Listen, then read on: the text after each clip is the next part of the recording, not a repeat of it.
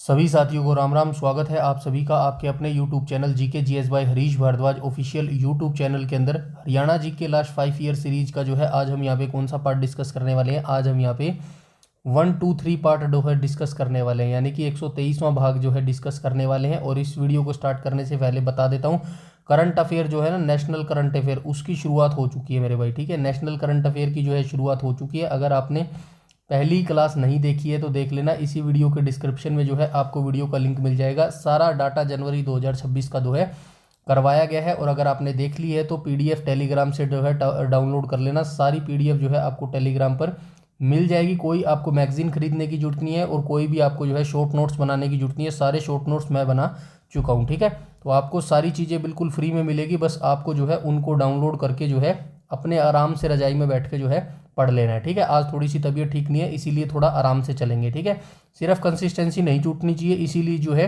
रात के देख लो 1:24 हो चुका है सुबह का। ठीक है, तब जाके ये वीडियो रिकॉर्ड कर रहा हूँ ताकि आपका जो है नुकसान नहीं होना चाहिए मेरे भाई। ठीक है, तो बस वीडियो को लाइक कर देना और कुछ भी आपसे मुझे नहीं चाहिए। चलिए आज की वीडियो सेशन को स्टार्ट कर लेते हैं बिना किसी टाइम वेस्ट किए। क्वेश्चन नंबर फर्स्ट पर चलते हैं। क्वेश्चन नंबर फर्स्ट में क्या बोला गया, हरियाणा की विशाल पार्टी, ठीक है, के संस्थापक कौन थे। तो स्टार्टिंग में थोड़ा सा बता देता हूँ, आपको 2 से 3 पार्टी याद रखनी होंगी। एक तो हरियाणा विशाल पार्टी, यहाँ पे लिख देता हूँ। ठीक है, एक आप याद रखेंगे विशाल पार्टी, जितनी लिखूंगा वो सारी पूछी जाती है। ठीक है, एक रखेंगे आप विशाल पार्टी, दूसरी आप कौन सी रखेंगे, विकास पार्टी। यहाँ पे लिख देता हूँ हरियाणा विकास पार्टी। ठीक है, ये हो जाएगी विकास पार्टी। पहले इनके बारे में आपको मैं बता देता हूँ। ठीक है, विशाल पार्टी की स्थापना की बात करूँ तो किसने की थी, 1967 में की थी। ठीक है, यहाँ पे आपको दिख रहा होगा, ऑप्शन नंबर ए करेक्ट हो जाएगा। 1967 में जो है इस पार्टी की स्थापना की गई थी। किसके द्वारा की गई थी, राव वीरेंद्र सिंह के द्वारा इसकी स्थापना की गई थी। और राव वीरेंद्र सिंह कौन थे, ये जो है गैर कांग्रेसी जो है मुख्यमंत्री बने थे हरियाणा के, और दूसरे जो है ये मुख्यमंत्री बने थे। इनसे पहले कौन बने थे, इनसे पहले जो है भगवत दयाल शर्मा जो है हरियाणा के मुख्यमंत्री बने थे, और वो झज्जर जिले के बेरी गांव से संबंधित थे। अब इनके बाद कौन बने थे, तो राव वीरेंद्र सिंह के बाद जो है हरियाणा के मुख्यमंत्री चौधरी बंसीलाल बने थे। ठीक है, उनको क्या कहा जाता है, आयरन मैन बोला जाता है। ठीक है, यहाँ तक सारी चीज़ें क्लियर है। अब आगे चलते हैं। तो इनकी स्थापना जो है 1967 में की गई थी। और इसका चुनाव चिन्ह आप जरूर याद रखेंगे। चुनाव चिन्ह क्या था, उगता हुआ सूरज। उगता हुआ सूरज। ठीक है, ये चुनाव चिन्ह डायरेक्ट जो चीज़ें लिख रहा हूँ ना, ये सारी चीज़ें पूछी जाती है मेरे भाई। ठीक है, स्थापना की बात करूँ तो स्थापना इसकी कब हुई थी, 1967 में, मैंने यहाँ पे लिख दिया है मेरे भाई। ठीक है, उसके बाद हम चलते हैं आगे। ठीक है, अब हम बात कर लेते हैं हरियाणा विकास पार्टी की। तो हरियाणा विकास पार्टी की स्थापना की बात करूँ तो 1991 में इस पार्टी की स्थापना की थी। चौधरी बंसीलाल जी के द्वारा इसकी स्थापना की गई थी। ठीक है, बंसीलाल जी के द्वारा इसकी स्थापना की गई थी। 1991 में की गई थी, याद रखना। आपको 1996 देखने को मिलेगा। क्यों 1996 देखने को मिलेगा, क्योंकि 1996 में इस पार्टी ने जीत हासिल करके ये सत्ता में आई थी भाई। ठीक है, ये आप याद रखना। 1996 में जो है ये पार्टी जीत करके जो है सत्ता में आई थी, इसीलिए 1996 जो है वहां पर दिया होता है। ठीक है, इसका चुनाव चिन्ह याद रखेंगे, लड़का लड़की। ठीक है, लड़का लड़की जो है इसका चुनाव चिन्ह हो जाएगा। ठीक है, 2 पार्टी आपको याद होगी। तीसरा पार्टी जो है आप कौन सी याद रखेंगे, INLD। ठीक है, INLD पार्टी भी आप याद रखेंगे। INLD पार्टी की स्थापना किसने की थी, तो INLD की पार्टी की जो स्थापना है देवीलाल ने की थी। ठीक है, चौधरी देवीलाल ने इसकी स्थापना की थी। और सबसे पहले किस नाम से इस पार्टी की स्थापना की थी, लोकदल पार्टी के नाम से इसकी स्थापना की थी। ठीक है, लोकदल पार्टी के नाम से स्थापना की थी। और कब की थी, 1987 में जो है इस पार्टी की स्थापना की थी मेरे भाई। ठीक है, 1987 में इस पार्टी की स्थापना की थी। और राष्ट्रीय स्तर का दर्जा इस पार्टी को कब मिला था, 1996 में जो है राष्ट्रीय स्तर का दर्जा इसको मेरे भाई मिल गया था। ठीक है, राष्ट्रीय स्तर पर इसको जो है 1996 में दर्जा मिला था। और 1998 में इसका नाम बदलकर क्या कर दिया गया था, तो 1998 में इसका नाम बदलकर इंडियन नेशनल लोकदल मेरे भाई कर दिया गया था। आई होप यहाँ तक सारी चीजें क्लियर होगी। अब एक और पार्टी आपको याद रखनी है। कौन सी पार्टी याद रखनी है, अब आप कहेंगे इतनी सारी पार्टी, बिल्कुल आपको याद रखनी पड़ेगी मेरे भाई। ठीक है, सिलेक्शन लेने के लिए हर चीज आपको पढ़नी पड़ेगी। और यहाँ पे सॉरी, ठीक है, और एक और पार्टी, और ये सारी पार्टियों से देखिए, यहाँ से जितना मैंने लिखा है ना, सारी पार्टियों से क्वेश्चन HSSC पूछता है मेरे भाई। ठीक है, थोड़ा सा इंतजार कीजिएगा प्लीज़, थोड़ी सी तबीयत खराब है। ठीक है ना मेरे भाई। अब यहाँ पे एक और पार्टी का आप याद रखेंगे, जेजेपी, ठीक है, जेजेपी। जेजेपी की स्थापना कब की गई थी? जेजेपी की स्थापना जो है 2018 में की गई थी, और ये किसके द्वारा की गई थी? दुष्यंत चौटाला के द्वारा की गई थी, ठीक है, दुष्यंत चौटाला के द्वारा की गई थी। बस आप मुझे कमेंट सेक्शन में एक कमेंट का जो है आंसर देंगे, इस जेजेबी पार्टी का जो चुनाव चिन्ह है ना वो क्या है, फटाफट आप मुझे कमेंट सेक्शन में कमेंट करके बता देंगे। इतनी जानकारी आपको क्वेश्चन फर्स्ट के बारे में याद रखनी है, ऐसे ही चीज़ें आपको पढ़नी पड़ेंगी, तभी जाके सीक्वेंस वाइज आप चीज़ें पढ़ेंगे तो एग्जाम के टाइम जो है एग्जाम हॉल में एक एक चीज़ जो है फटाफट आपके दिमाग में जो है क्लिक करती रहेंगी जैसे ही आप क्वेश्चन को पढ़ेंगे मेरे भाई, ठीक है। आइए चलते हैं क्वेश्चन नंबर सेकंड के ऊपर, ठीक है। सारी चीज़ें मैंने यहाँ पे लिख दी है, घबराने की कोई ज़रूरत नहीं है मेरे भाई, ठीक है। चलते हैं क्वेश्चन नंबर सेकंड पर। तो क्वेश्चन नंबर सेकंड में क्या बोला गया है? क्वेश्चन नंबर सेकंड में बोला गया है, हरियाणा के किस पूर्व मुख्यमंत्री को आयरन मैन कहा जाता है? अभी ऊपर बता के आया हूँ, आयरन मैन जो है हरियाणा का किसे कहा जाता है? तो ये जो है बंसीलाल को बोला जाता है, ठीक है, बंसीलाल को बोला जाता है। ऑप्शन नंबर बी यहाँ पर जो है बिल्कुल करेक्ट हो जाएगा। चौधरी बंसीलाल को आयरन मैन और लौह पुरुष जो है इनको बोला जाता है। हरियाणा का निर्माता इन्हें बोला जाता है, आधुनिक हरियाणा का शिल्पाकार इन्हें कहा जाता है, ठीक है। इनके समय में क्या कार्य हुआ था? 1970 में जो है पहला हरियाणा भारत का पहला ऐसा जो है राज्य बन गया था हरियाणा, जहाँ पर सभी गांवों में जो है बिजली पहुंच गई थी, और जो है इन्हीं के समय में जो है सड़कों के जाल और सिंचाई सुविधाओं के जो है विस्तार में क्रांति आ गई थी मेरे भाई, ठीक है। ये बनारसी दास गुप्ता माफ कीजिएगा, बंसीलाल के बारे में जो है ये आप याद रखेंगे मेरे भाई, ठीक है। और भजनलाल के बारे में आप क्या याद रखेंगे? सबसे ज़्यादा लंबे समय तक रहे हैं भाई ये मुख्यमंत्री, ठीक है, लगातार सबसे ज़्यादा लंबे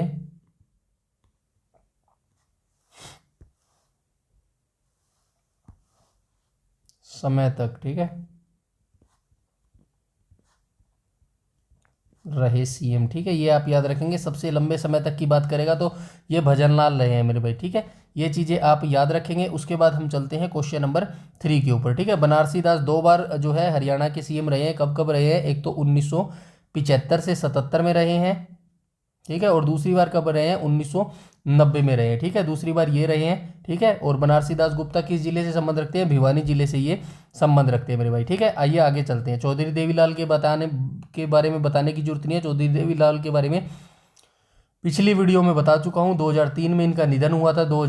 माफ़ कीजिएगा, 1914 2003 में, हाँ ठीक है, 6 अप्रैल 2003 में इनका निधन हुआ था, और 1914 में इनका जो है जन्म हुआ था। सिरसा के तेजाखेड़ा गाँव में जो है इनका जन्म हुआ था मेरे भाई, ठीक है। 2 बार ये हरियाणा के मुख्यमंत्री रहे हैं, एक बार 1977 से 79 तक, और दूसरी बार 1987 से 89 तक रहे हैं, ठीक है। 2 बार ये उप प्रधानमंत्री भी रहे हैं, 1989 से 90 और 90 से 91 के बीच में, ठीक है। आई होप यहाँ तक सारी चीज़ें क्लियर हो गई होगी। नेक्स्ट क्वेश्चन पर चलते हैं, क्वेश्चन नंबर 3 के ऊपर। ये भी याद रखना भाई, देखिए भजनलाल को जो है किस उपाधि दी, कौन सी उपाधि दी गई है? हरियाणा का चाणक्य और बिश्नोई रतन जो है इनको कहा जाता है। और देवीलाल को जो है इन्हें जननायक, ताऊ और किंग मेकर के नाम से जो है जाना जाता है। ये उपाधियां याद रखिएगा प्लीज। नेक्स्ट क्वेश्चन पर चलते हैं, क्वेश्चन नंबर 3 के ऊपर। तो क्वेश्चन नंबर 3 में क्या बोला गया? क्वेश्चन नंबर 3 में बोला गया, डैश हरियाणा के बलरामगढ़ जिले के अंतिम राजा 1857 के भारतीय स्वतंत्रता संग्राम में मारे गए थे। तो आप सभी जानते हैं बलरामगढ़ यानी कि बल्लभगढ़, ठीक है। और बल्लभगढ़ का शेर किसको बोला जाता है? राजा नाहर सिंह को बोला जाता है। ऑप्शन नंबर बी यहाँ पर जो है बिल्कुल करेक्ट हो जाएगा। राजा नाहर सिंह बलरामगढ़ यानी कि अब बल्लभगढ़ रियासत के अंतिम राजा थे, और इन्हें बल्लभगढ़ का शेर कहा जाता है। शहादत की बात करूँ तो 9 जनवरी 1858 को जो है इनको दिल्ली के चांदनी चौक में फांसी दे दी गई थी, ठीक है। ये आप याद रखना, 1858 में इनको चांदनी चौक में फांसी दे दी थी भाई, ठीक है।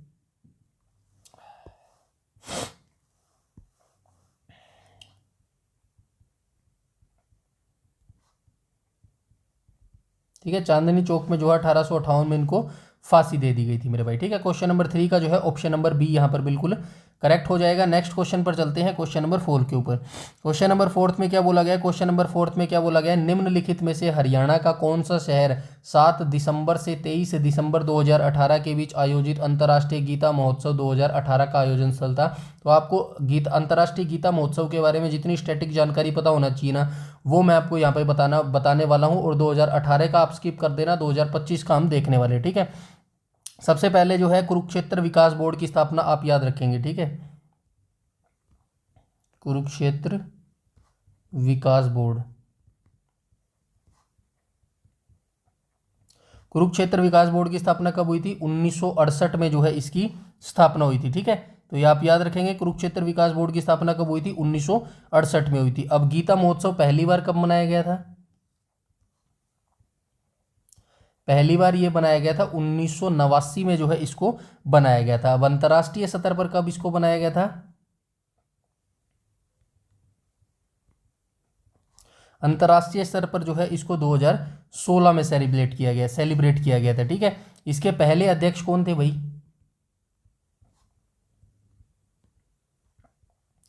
तो ये कुरुक्षेत्र विकास बोर्ड का जो पहला अध्यक्ष था ना, वो कौन था? गुलजारी लाल नंदा थे। ठीक है,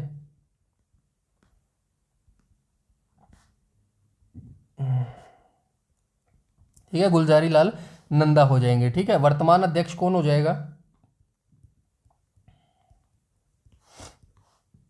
वर्तमान हो जाएंगे आसिम कुमार घोष।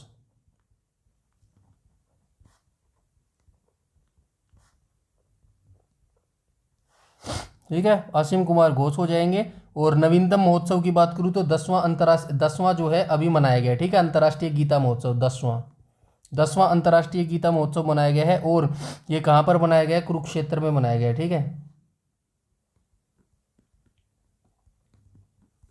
कुरुक्षेत्र में ये मनाया गया है मेरे भाई। ठीक है, ये आप याद रखेंगे। और इसको सीईओ याद रखेंगे, सीईओ चीफ एग्जीक्यूटिव ऑफिसर इनको बोला जाता है। और ये कौन है? ये पंकज कुमार है भाई। ठीक है, पंकज कुमार हो जाएंगे। तो ये स्टैटिक जो है इंफॉर्मेशन जितनी थी ना इस क्वेश्चन के बारे में, ये सारी मैंने यहाँ पे लिख दी है। इसको आप जरूर याद रखेंगे। ठीक है, 10वां महोत्सव जरूर याद रखेंगे। अभी 2025 में आयोजित किया गया था कुरुक्षेत्र के अंदर। ठीक है, 2025 वाला आप जरूर याद रखेंगे। एवरीथिंग यहाँ पे भी लिख दिया है और यहाँ पे भी आपको देखने को मिल जाएगा मेरे भाई। ठीक है, सारी चीज़ें आपको बिल्कुल आराम से याद रखनी है मेरे भाई। ठीक है, नेक्स्ट क्वेश्चन पर चलते हैं, क्वेश्चन नंबर 5 के ऊपर। क्वेश्चन नंबर 5 में बोला गया किस भारतीय राज्य ने स्वच्छ सर्वेक्षण ग्रामीण जो है पुरस्कार 2018। इस क्वेश्चन को स्किप करना, ये जो है हरियाणा करंट अफेयर का जो है क्वेश्चन है। और हरियाणा करंट अफेयर का मैं जो है अभी हमारी नेशनल करंट अफेयर चली हुई है। ठीक है, नेशनल करंट अफेयर चला हुआ है 2024 का। ठीक है, बहुत जल्दी इसको ख़त्म करके जनवरी और फरवरी के स्टार्टिंग तक मैं उम्मीद है इसको ख़त्म कर दूंगा, एंड कर दूंगा। ठीक है, उसके बाद हमारा हरियाणा करंट अफेयर चलेगा। ठीक है, और जैसा हमारा नेशनल करंट अफेयर चला ना, ऐसा ही हम जो है हरियाणा करंट अफेयर भी देखने वाले हैं मेरे भाई। ठीक है, तो बस पेशेंस बनाए रखना और कंसिस्टेंसी बनाए रखना मेरे भाई। नेक्स्ट क्वेश्चन पर चलते हैं, क्वेश्चन नंबर 6 के ऊपर। क्वेश्चन नंबर 6 में क्या बोला गया? 6 में बोला गया है हरियाणा श्रमिक पंजीकरण अभियान हरियाणा राज्य सरकार द्वारा राज्य के डैश को पंजीकृत करने के लिए एक पहल है, ताकि वे लोग विभिन्न केंद्र और राज्य सरकार की योजनाओं के तहत लाभ उठा सके। तो जाहिर सी बात है, श्रमिक रजिस्ट्रेशन अभियान इन्होंने चलाया, तो श्रमिकों का ही रजिस्ट्रेशन करेंगे। तो राइट ऑप्शन नंबर डी यहाँ पर बिल्कुल करेक्ट हो जाएगा मेरे भाई। ठीक है, नेक्स्ट क्वेश्चन पर चलते हैं। क्वेश्चन नंबर ये यहाँ पे देख लेना, उद्देश्य क्या है? हरियाणा श्रमिक पंजीकरण अभियान का मुख्य उद्देश्य राज्य के असंगठित क्षेत्र के श्रमिकों का एक विस्तृत डेटाबेस तैयार करना और उन्हें पंजीकृत करना है मेरे भाई। नेक्स्ट क्वेश्चन पर चलते हैं, क्वेश्चन नंबर, ये लाभ भी पढ़ लेना भाई, इसका लाभ क्या है। ठीक है, नेक्स्ट क्वेश्चन पर चलते हैं, क्वेश्चन नंबर 7 पर। क्वेश्चन नंबर 7 में क्या बोला गया है? तो क्वेश्चन नंबर 7 के अंदर बोला गया है हाल ही में मुख्यमंत्री श्री मनोहर लाल खट्टर ने किसानों और असंगठित क्षेत्र के श्रमिकों के लिए मुख्यमंत्री परिवार सम्मान निधि योजना की शुरुआत की है। ठीक है, तो परिवार सम्मान निधि की योजना की शुरुआत कब हुई थी, ये आप मुझे कमेंट सेक्शन में फटाफट कमेंट करके बता दो। इस योजना के तहत किसान परिवार के लिए पात्रता मानदंड क्या है? ठीक है, तो ये मुख्यमंत्री परिवार सम्मान निधि योजना है ना, जो इसकी इलिजिबिलिटी क्राइटेरिया क्या है? तो ऑप्शन नंबर ए बिल्कुल करेक्ट हो जाएगा। हरियाणा का नागरिक होना चाहिए और उसके पास 5 एकड़ तक की जो है कृषि योग्य भूमि होनी चाहिए। ये इलिजिबिलिटी क्राइटेरिया बिल्कुल सही है। ठीक है, 2 एकड़ तक की कृषि योग्य भूमि नहीं होनी चाहिए। हरियाणा में पैदा हुआ तो होना चाहिए, लेकिन ये भी गलत हो जाएगा। प्रतिवर्ष जो है इस अनिवार्य होना चाहिए, हरियाणा का होना चाहिए तथा 1 एकड़ से, ये भी गलत हो जाएगा। ऑप्शन नंबर ए जो है इसके अंदर बिल्कुल करेक्ट हो जाएगा। हरियाणा का नागरिक होना चाहिए और उसके पास 5 एकड़ तक की जो है कृषि योग्य भूमि होनी चाहिए। देखो ये पात्रता यहाँ पे लिख दी है। इस योजना के तहत केवल वे किसान पात्र होंगे जिनके पास कुल जो है 5 एकड़ यानी कि 2 हेक्टेयर या उससे कम कृषि योग्य भूमि होगी। पात्रता की बात करूँ तो किसान या असंगठित क्षेत्र के श्रमिकों की परिवार की जो मासिक आय 15,000 रुपये से कम या वार्षिक आय 1.80 लाख रुपये से जो है कम होनी चाहिए। लाभ किसको मिलेगा? पात्र परिवारों को 6,000 रुपये प्रतिवर्ष की जो है वित्तीय सहायता दी जाएगी। 6,000 रुपये प्रतिवर्ष दिए जाएंगे भाई, ठीक है ना, प्रति महीना नहीं दिया जाएगा, प्रतिवर्ष दिया जाएगा। ना ही दो भाई, इतनी भी क्यों एहसान कर रहे हो मेरे भाई। चलिए आगे चलते हैं क्वेश्चन नंबर 8 के ऊपर। क्वेश्चन नंबर 8 में क्या बोला गया है? तो क्वेश्चन नंबर सॉरी, ठीक है, क्वेश्चन नंबर 8 में क्या बोला गया? निम्नलिखित में से कौन सी हरियाणा साहित्य अकादमी की पत्रिका है? तो आप सभी जानते हैं 1970 में जो है हरियाणा साहित्य अकादमी की स्थापना हुई थी। पंचकुला में इसका हेडक्वार्टर हो जाएगा और मुख्य पत्रिका जो है हरिगंधा हो जाएगी। वहीं मैं उर्दू पत्रिका की बात करूँ तो उर्दू साहित्य अकादमी की स्थापना, उर्दू अकादमी की बात करूँ तो 22 दिसंबर 1985 को उसको स्थापना हुई थी। पंचकुला में इसका हेडक्वार्टर है और जो मुख्य पत्रिका है वो जमुना तट हो जाएगी। एक एक करके लिखूंगा तो यहाँ पे काफ़ी बड़ा हो जाएगा, नीचे सारी चीज़ें लिख रखी है, एक एक करके आप पढ़ लीजिएगा प्लीज़, ठीक है। आज थोड़ी सी तबीयत ठीक नहीं है, बोला नहीं जा रहा प्लीज़, ठीक है। यहाँ पे देखो एक एक चीज़ करके लिख दिया है। हरियाणा साहित्य अकादमी की स्थापना 9 जुलाई 1970 को हुई थी, मुख्यालय पंचकुला में है और पत्रिका हरिगंधा हो जाएगी।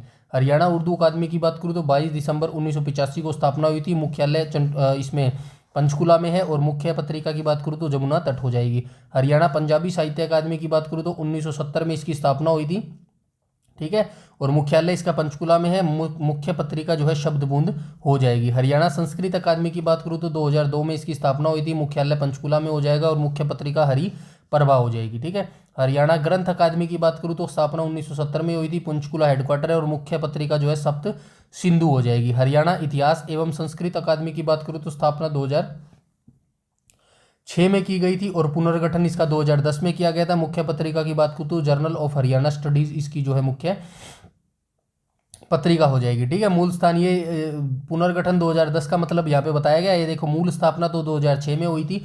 इस अकादमी की स्थापना सबसे पहले जुलाई 2006 में की गई थी। उस समय इसका मुख्यालय गुरुग्राम में होता था, ठीक है। लेकिन पुनर्गठन इसका कब किया गया? 27 जुलाई 2010। किसके बारे में ये बात हो रही है? हरियाणा इतिहास एवं संस्कृत अकादमी के बारे में बात हो रही है। फिर इसका जो है पुनर्गठन किया गया 27 जुलाई 2010 को और हरियाणा सरकार ने 27 जुलाई 2010 को एक नई अधिसूचना जो है जारी किया गया, ठीक है। इसका मुख्यालय गुरुग्राम से बदलकर कुरुक्षेत्र विश्वविद्यालय परिसर जो है कर दिया गया मेरे भाई, ठीक है। आई होप यहाँ तक सारी चीज़ें क्लियर हो गई होंगी। सारी चीज़ें सीक्वेंस वाइज आपको ऐसे ही पढ़नी है मेरे भाई। एक बार फिर से आपको कह रहा हूँ, अभी भी एमसीक्यू में मत उलझे रहो, अभी से एमसीक्यू मत लगाओ। अब ये क्वेश्चन फॉर एग्जाम्पल आपसे पूछ ले, बताइए अब यहाँ से लेके एक भी क्वेश्चन आपसे पूछ ले, क्या आप बता पाएंगे? जब तक आपने ये 3 लाइनें भाई यहाँ पर नहीं पढ़ी होगी तो आप कैसे एमसीक्यू कर पाएंगे? आपने एमसीक्यू में सिर्फ यहीं तक पढ़ा होगा, पंजाबी साहित्य अकादमी, उर्दू साहित्य अकादमी और हरियाणा साहित्य अकादमी। जब तक आप डिटेल से नहीं पढ़ेंगे भाई ये चीज़ें नहीं क्लियर होंगी। और एमसीक्यू लगाने का मजा और तभी आता है, तभी उनका बेनिफिट मिलता है जब आपने डिटेलिंग से थोड़ा भी पढ़ा हो मेरे भाई, ठीक है। आई होप आप समझ गए होंगे। अभी भी समय है, कोई कुछ नहीं बिगड़ा है, समय अपना झोंक दो। 8 से 10 घंटे लगा रहे हो ना तो डिटेल से पढ़ने में लगा दो, एमसीक्यू में अपना टाइम वेस्ट मत करो मेरे भाई, ठीक है। सब कुछ एमसीक्यू में वो नहीं करवाते और सब कुछ एमसीक्यू में आप कर भी नहीं सकते मेरे भाई, ठीक है। ऐसे टाइम लगाना पड़ेगा आपको। चलिए आगे चलते हैं, क्वेश्चन नंबर 9 को देख लेते हैं। क्वेश्चन नंबर 9 में क्या बोला गया है? तो क्वेश्चन नंबर 9 में बोला गया है भक्ति भारती हरियाणा के तुलसीदास शर्मा दिनेश की एक काव्य रचना है, ठीक है। ऑप्शन नंबर बी यहाँ पर करेक्ट हो जाएगा। इनकी कुछ और महत्वपूर्ण जो है रचनाएं वो भी आप याद रखेंगे। तुलसीदास शर्मा की दिनेश की जो है प्रमुख रचनाओं में भक्त भारती हो गया, इसके अलावा श्याम सतसई हो गया, प्रहलाद हो गया, सत्याग्रही हो गया, पुरुषोत्तम काव्य हो गया और मतवाली मीरा हो गया। इन सभी को आप याद रखेंगे, कोई भी आपसे पूछी जा सकती है मेरे भाई, ठीक है। आगे चलते हैं क्वेश्चन नंबर 10 पर। क्वेश्चन नंबर 10 में क्या बोला गया है? तो क्वेश्चन नंबर 10 में बोला गया है पानीपत में पैदा हुए किस उर्दू कवि ने हरियाणा के पूर्व स्वतंत्रता युग के दौरान अपनी छाप छोड़ी थी? तो कौन थे? अल्ताफ हुसैन हाली थे, ठीक है। 1837 में इनका जन्म हुआ था और कहाँ पर हुआ था? पानीपत में इनका जन्म हुआ था, ठीक है। इन्हीं के नाम के ऊपर जो है हाली पुरस्कार भी दिया जाता है, ठीक है। हाली पुरस्कार भी दिया जाता है और इनकी रचनाएं हम ऊपर याद कर चुके हैं, ठीक है। नहीं ऊपर नहीं देखी, ऊपर तो उसकी याद देखी थी ना, तुलसीदास शर्मा दिनेश की देखी थी।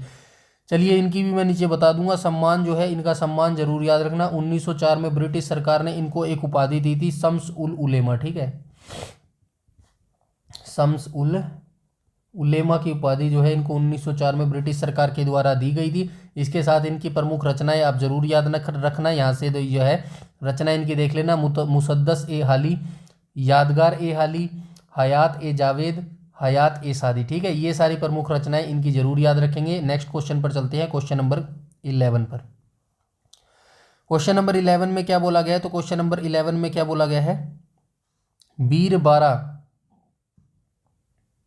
वन्यजीव अभ्यारण्य हरियाणा के जींद जिले में स्थित है। तो ठीक है, आप सभी जानते हैं हरियाणा में कितने वन्यजीव अभ्यारण्य है? हरियाणा में जो है 8 वन्यजीव अभ्यारण्य है। नेशनल पार्क कितने हैं? तो नेशनल पार्क की बात करूँ तो यानी कि राष्ट्रीय उद्यान की बात करूँ तो राष्ट्रीय उद्यान कितने हो जाएंगे? 2 हो जाएंगे मेरे भाई। ठीक है, 8 के 8 नीचे यहाँ पे लिख दिए हैं। ऑप्शन नंबर ए यहाँ पर बिल्कुल करेक्ट हो जाएगा। यहाँ से देख लेना, कलेसर यमुनानगर में हो जाएगा, बीर शिकारगढ़ जो है पंचकुला में हो जाएगा, नाहर रेवाड़ी में हो जाएगा, छिलचिला कुरुक्षेत्र में हो जाएगा, अबूब शहर सिरसा में हो जाएगा, भिंडावास जो है झज्जर में हो जाएगा, खप्परवास झज्जर में हो जाएगा, बीरबारा जींद में हो जाएगा। ठीक है, इसके अलावा नेशनल पार्क आप याद रखेंगे, कलेसर वाला यमुनानगर में हो जाएगा और जो है सुल्तानपुर गुरुग्राम में हो जाएगा मेरे भाई। ठीक है, आई होप यहाँ तक सारी चीज़ें क्लियर हो गई होंगी। ठीक है, और ये याद रखना, भिंडावास जो है ना, ये एक रामसर साइट है। ठीक है, रामसर साइट है और इसको कब दर्जा दिया गया था? 2021 में जो है इसको आर्द्र भूमि का दर्जा दिया गया था मेरे भाई। ठीक है, यहाँ तक सारी चीज़ें आई होप क्लियर हो गई होंगी।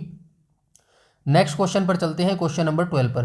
तो क्वेश्चन नंबर 12 में क्या बोला गया है? क्वेश्चन नंबर 12 में बोला गया है, शीतला माता का प्रसिद्ध प्राचीन मंदिर हरियाणा के गुरुग्राम शहर में स्थित है। तो ऑप्शन नंबर ए यहाँ पर करेक्ट हो जाएगा। ठीक है, गुरुग्राम को पहले किस नाम से जाना जाता था? गुड़गांवा के नाम से जाना जाता था, गुड़गांव। और गुड़गांवा का नाम जो है किसके नाम पर पड़ा था? तो ये गुरु द्रोणाचार्य के नाम पर पड़ा था। ठीक है, गुरु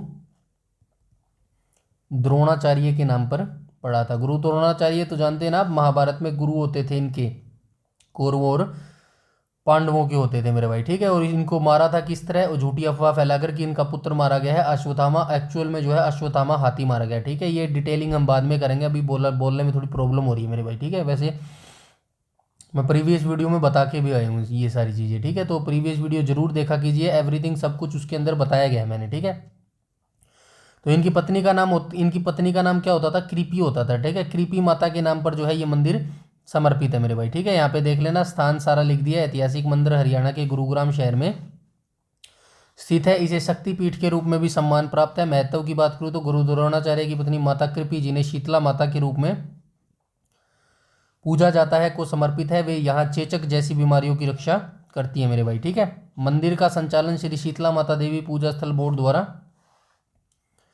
किया जाता है और इसके अध्यक्ष जो है हरियाणा के मुख्यमंत्री होते हैं। आई होप यहाँ तक सारी चीज़ें क्लियर हो गई होंगी। ठीक है, नेक्स्ट क्वेश्चन पर चलते हैं, क्वेश्चन नंबर 13 पर। Haryana board of school education का मुख्यालय कहाँ स्थित है? सबसे पहले इसकी स्थापना कहाँ की गई थी भाई? 1969 में चंडीगढ़ में इसकी स्थापना की गई थी मेरे भाई। ठीक है, चंडीगढ़ में इसकी स्थापना की गई थी, लेकिन 1981 में इसको ट्रांसफ़र कर दिया गया। कहाँ पर ट्रांसफ़र कर दिया गया? भिवानी में जो है इसको ट्रांसफ़र कर दिया गया। तो वर्तमान में इसका भिवानी जो है हेडक्वार्टर हो जाएगा मेरे भाई। ठीक है, भिवानी सिरसा लगा दिया गया मैंने, चलिए कोई बात नहीं, भिवानी हो जाएगा। ठीक है, ऑप्शन नंबर सी यहाँ पर जो है बिल्कुल करेक्ट हो जाएगा। और एक चीज़ और याद रखना, वर्तमान में एचबीएससी है ना हरियाणा, हाँ ठीक है, एचबीएससी इसके चेयरमैन कौन हो जाएंगे? तो पवन कुमार जो हो जाएंगे। ठीक है, अध्यक्ष कौन हो जाएगा वर्तमान में? 2026 की बता रहा हूँ भैया। ठीक है ना, पवन कुमार। सारे अध्यक्ष देख लेंगे हम, थोड़ा सा पेशेंस रखो यार, बस एक बार थोड़ा सा तबीयत ठीक हो जाए, थोड़ा सा तकलीफ दे रही है। ठीक है ना, तो 2026 में पवन कुमार हो जाएंगे हरियाणा बोर्ड के। और ये कौन कौन सी परीक्षा करवाती है आयोजित? एचबीएससी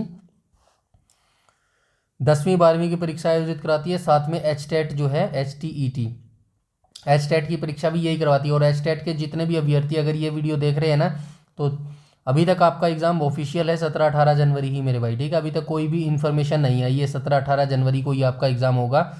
तो पैनिक होने की जरूरत नहीं है, या फिर आपको ये लग रहा हो कि यार डेट बढ़ेगी नहीं बढ़ेगी। ठीक है, ऑफिशियल आएगी बताएगी। अभी 1:47 AM हो चुका है, अभी थोड़ी देर बाद चेक करके जो है टेलीग्राम पर डाल देता हूँ मैसेज की चेंज हुआ है या नहीं हुआ है मेरे भाई। ठीक है, बाकी आप तैयारी 17-18 मान के चलो, अब चेंज नहीं होने वाला, ऐसा कोई एडमिनिस्ट्रेटिव रीजन दिखाई नहीं दे रहा है। ठीक है, तो घबराने की जरूरत नहीं है। ये हरियाणा जीके के 10 मार्क्स की पूछी जाती है एचटेट के अंदर। ठीक है, तो ये जितनी भी वीडियो देख सकते हो 2-4 दिन में देख लो मेरे भाई, उतना ही बेनिफिट आपके लिए होने वाला है, क्योंकि मात्र 10 नंबर की हरियाणा जीके पूछी जाती है, बाकी आपका सब्जेक्टिव पेपर आता है। आई होप उसकी तैयारी आपकी काफ़ी अच्छे तरीके से हो रही होगी। एक पुराना कमेंट्स काफ़ी अभी रिसेंटली मैंने देखा था, एक पुरानी वीडियो पे आया था, हालांकि मैं रिप्लाई नहीं कर पाया। एक बहन का कमेंट आया था, वो कह रही थी कि जो अभी वैकेंसी आएंगी ना टीजीटी की, आई नो टीजीटी की वैकेंसी आने वाली है 2026 में इस एचटेट 2026 के बिहाफ पर, ठीक है। तो बहुत सारे बच्चे जो है अभी दिसंबर में भी पास करके आए हैं और इसमें भी अपनी जी जान लगा दो भाई, पास करना बेहद जरूरी है। क्यों पास करना जरूरी है? अभी 2026 में आपको वैकेंसी देखने को मिलेगी भाई, टीजीटी पीजीटी और पीआरटी तीनों की ही वैकेंसी देखने को मिलेगी। तो एचटेट जो बच्चा पास होता है वही जो है इलिजिबल माना जाता है उन पोस्टों के लिए, ठीक है। तो डायरेक्ट आपकी जो है वैकेंसी देखने को मिलेगी। और एक बहन कह रही थी कि भाई स्क्रीनिंग टेस्ट के लिए जो है ऐसे ही डिटेलिंग से करवाया जाए इनका भी सिलेबस। तो देखिए मैं सिर्फ इतना कहना चाहता हूँ, अभी सीईटी की जो है ऑलरेडी मैं बहुत उलझा हुआ हूँ इस काम के अंदर। डोंट वरी, आपको किसी भी एक बच्चे को निराशा नहीं मिलेगी मेरे द्वारा या फिर मेरे चैनल के द्वारा। जितना पॉसिबल हो सकता होगा ना उतना मैं यहाँ पर आपको प्रोवाइड करवाऊंगा, ठीक है। एक बार बस ये जो मेरा ये एक मेन फोकस होता है, जो चीज़ मैं शुरू करवा देता हूँ ना उसको फिर बीच में नहीं छोड़ता, उसको कंप्लीट ही करवाता हूँ। अभी एक बार जो है इसी को एचएसएससी सीईटी को जो है जो हमारी प्ले लिस्ट चल रही है 60 मार्क्स की, एक बार हरियाणा पुलिस ग्रुप डी का एग्जाम होने दो, ठीक है। उसके बाद थोड़ा रिलैक्स हो जाएंगे क्योंकि ये 2 मेन वैकेंसी होती है, ठीक है। इनके बाद थोड़ा रिलैक्स हो जाएंगे, फिर जो है आपके बारे में भी जरूर विचार किया जाएगा, ठीक है। तब तक आप हरियाणा जी के अच्छे से अपनी कर लीजिएगा, ठीक है। नेक्स्ट क्वेश्चन पर चलते हैं, क्वेश्चन नंबर 14 पर। क्वेश्चन नंबर 14 में क्या बोला गया? क्वेश्चन नंबर 14 में बोला गया हरियाणा का कौन सा शहर गेटवे ऑफ हरियाणा के नाम से जाना जाता है? तो ये बहादुरगढ़ को जाना जाता है। ऑप्शन नंबर ए यहाँ पर बिल्कुल करेक्ट हो जाएगा मेरे भाई, ठीक है। आगे चलते हैं क्वेश्चन नंबर 15 पर। क्वेश्चन नंबर 15 में क्या बोला गया है? तो क्वेश्चन नंबर 15 में क्या बोला गया है? क्वेश्चन नंबर 15 में बोला गया हरियाणा में डैश को पुरातात्विक भूमि एवं अवशेष अधिनियम 1958 के तहत जो है राष्ट्रीय विरासत घोषित किया गया है। तो शेख चिली की कब्र को जो है ये घोषित किया गया है मेरे भाई, ठीक है। 1958 अधिनियम के तहत जो है राष्ट्रीय महत्व का स्मारक इसको घोषित किया गया है। और उपाधि की बात करूँ तो इसकी सुंदरता और सफ़ेद संगमरमर के लिए इसको क्या कहा जाता है? हरियाणा का ताजमहल कहा जाता है भाई, ठीक है। हरियाणा का ताजमहल इसको भाई बोला जाता है, ठीक है। किसने बनवाया था? दारा शिकोह ने इसको बनवाया था। दारा शिकोह ने इसको बनवाया था, ठीक है। दारा शिकोह ने बनवाया था। और ये जो शेख चिली होते थे ना, ये दारा शिकोह के क्या होते थे? आध्यात्मिक गुरु होते थे, ठीक है। आध्यात्मिक कैसे लिखेंगे? आध्यात्मिक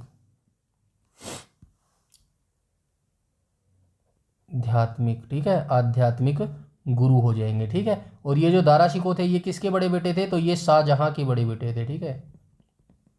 शाहजहां के ये बड़े बेटे थे, ठीक है। वैसे दारा शिकोह को ही जो है गद्दी का जो है कर्ता धर्ता इन्होंने जो है सेलेक्ट किया था शाहजहां ने। लेकिन बना कौन था? बना था औरंगजेब। औरंगजेब की मृत्यु कब हुई थी? 1707 में हुई थी। औरंगजेब 2 बार गद्दी पर बैठा था, याद रखना। बताओ फटाफट 2 बार कब कब गद्दी पर बैठा था, ठीक है। और जो औरंगजेब था ना वो तलवार के बल पर गद्दी पर बैठा था, ये आप याद रखना। इसके बाद हम चलते हैं आगे, ठीक है। नेक्स्ट क्वेश्चन पर चलते हैं, क्वेश्चन नंबर 16 पर। अगर हरियाणा में एक पंचायत भंग हो जाती है तो चुनाव 6 महीने के भीतर होना चाहिए। ऑप्शन नंबर ए बिल्कुल करेक्ट हो जाएगा मेरे भाई, ठीक है। दिया गया है क्या? कुछ नहीं दिया गया, चलिए कोई बात नहीं। इसके बाद चलते हैं क्वेश्चन नंबर 17 पर। 17 में क्या बोला गया? हरियाणा में राज्य लोक सेवा आयोग के अध्यक्ष की नियुक्ति डैश द्वारा की जाती है। तो राज्यपाल के द्वारा की जाती है, ठीक है। अब एक क्वेश्चन मुझे बताइएगा या फिर मैं बताऊं? चलिए देखते हैं, ठीक है। नियुक्ति तो राज्यपाल करता है, किसकी? लोक सेवा आयोग के अध्यक्ष की। अब इसको हटाने का जो काम है, राज्य लोक सेवा आयोग के हटाने का जो काम है ना, वो कौन करता है? क्या वो भी राज्यपाल करता है या फिर राष्ट्रपति करता है? तो याद रखना, हटाने का काम सिर्फ राष्ट्रपति करता है, ठीक है। नियुक्ति तो राज्यपाल करता है, स्टेट का राज्यपाल करता है किसी भी लोक सेवा आयोग की नियुक्ति। लेकिन जब हटाने की बात आएगी ना, उसको रिमूव करने की बारी आएगी, तो सिर्फ वो हटाने का काम सिर्फ राष्ट्रपति ही करता है। ये लाइन इंपॉर्टेंट है, याद रखना मेरे भाई, ठीक है। अब इसके बारे में आपको क्या याद रखना है? तो इसके बारे में ये याद रखना है इनकी जो है भाई कार्यकाल कितना होता है? यहाँ पे लिख देता हूँ कार्यकाल। तो कार्यकाल हो जाएगा 6 वर्ष या 62 वर्ष, ठीक है। 6 वर्ष या 62 वर्ष तक जो है ये अपने पद पर रह सकता है। और इसकी स्थापना कब हुई थी? यानी कि एचपीएससी की स्थापना कब हुई थी? एचपीएससी की स्थापना 1966 में ही हुई थी, ठीक है। 1 नवंबर 1966 की इसकी स्थापना हुई थी। पंचकुला में इसका हेडक्वार्टर हो जाएगा। और प्रथम अध्यक्ष की बात करूँ तो कौन हो जाएगा? दरबारी लाल गुप्ता हो जाएंगे।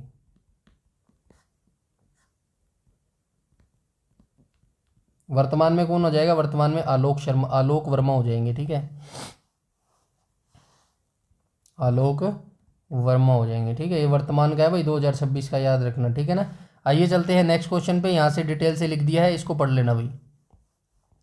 उसके बाद हम चलते हैं क्वेश्चन नंबर 18 पर। 18 में क्या बोला गया, महेंद्रगढ़ जिले का प्रशासनिक मुख्यालय नारनौल में हो जाएगा। कहाँ पे हो जाएगा, ऑप्शन नंबर बी हो जाएगा। और नारनौल को क्या कहा जाता है, तालाबों और बावड़ियों का शहर बोला जाता है। ठीक है, तालाबों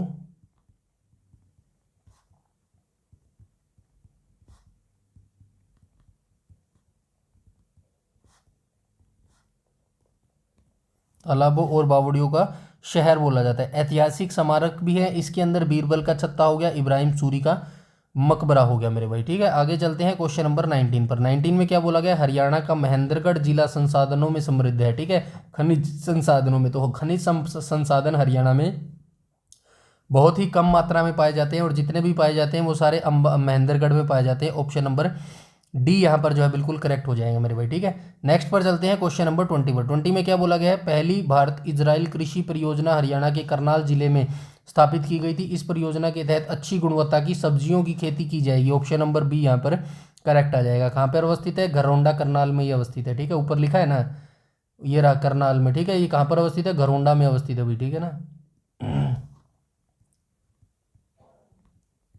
घरौंडा करनाल में ये अवस्थित है। सब्जियां उत्कृष्टता केंद्र, अगर आपसे पूछे भाई फल उत्कृष्टता केंद्र कहाँ पर अवस्थित है, तो आप क्या बताएंगे, तो फल उत्कृष्टता केंद्र कहाँ पर अवस्थित हो जाएगा, तो ये फल उत्कृष्टता केंद्र जो है सोनीपत में हो जाएगा। ये आप जरूर याद रखना। ठीक है ना,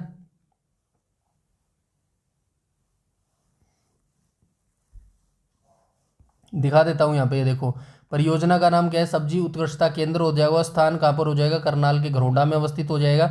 उद्देश्य जो है ड्रिप सिंचाई, संरक्षित खेती और प्लग नर्सरी का उपयोग करके उच्च गुणवत्ता वाली सब्जियों को तैयार करना। अगर आपसे पूछे फल उत्कृष्टता केंद्र कहाँ पर है, तो मंजियाना सिरसा के अंदर बताएंगे। और मधुमक्खी पालन केंद्र उत्कृष्टता केंद्र आपसे पूछे तो आप कुरुक्षेत्र बताएंगे। दोनों याद रखना मेरे भाई। ठीक है, फल उत्कृष्टता केंद्र जो है मंजियाना सिरसा के अंदर है मेरे भाई। ठीक है, उसके बाद चलते हैं क्वेश्चन नंबर 21 पर। 21 में क्या बोला गया, कालेसर राष्ट्रीय उद्यान का नाम उद्यान के भीतर स्थित एक मंदिर के नाम पर रखा गया है। यह मंदिर शिव को समर्पित है। तो ऑप्शन नंबर डी आ जाएगा करेक्ट। ठीक है, अब जो है उद्यान, कब इसको उद्यान का दर्जा मिला, किसको उद्यान का दर्जा मिला, कलेसर को। ठीक है, कलेसर को उद्यान का दर्जा कब मिला, 2003 में नहीं मिला, 1996 में मिला था। ठीक है, 1996 में इसको मिला था। और राष्ट्रीय उद्यान का दर्जा इसको कब मिला था, राष्ट्रीय उद्यान का दर्जा इसको 2003 में मिला था। ठीक है, कहाँ पर अवस्थित है, हरियाणा के यमुनानगर जिले के अंदर अवस्थित है। ठीक है, ये सारी चीज़ें आप याद रखेंगे। और क्या याद रखेंगे, सुल्तानपुर वाले को आपको पता होगा 1991 में उसको दर्जा मिला था मेरे भाई। ठीक है, बाकी आप यहाँ से देख लेना, 8 दिसंबर 2003 को जो इसको नेशनल का दर्जा दिया गया था मेरे भाई। आगे चलते हैं क्वेश्चन नंबर 22 पर। क्वेश्चन नंबर 22 को देख लेते हैं। हरियाणा के कैथल जिले के फरल गांव में निम्नलिखित में से कौन सा मेला लगता है, तो फल्गू का मेला लगता है। ठीक है,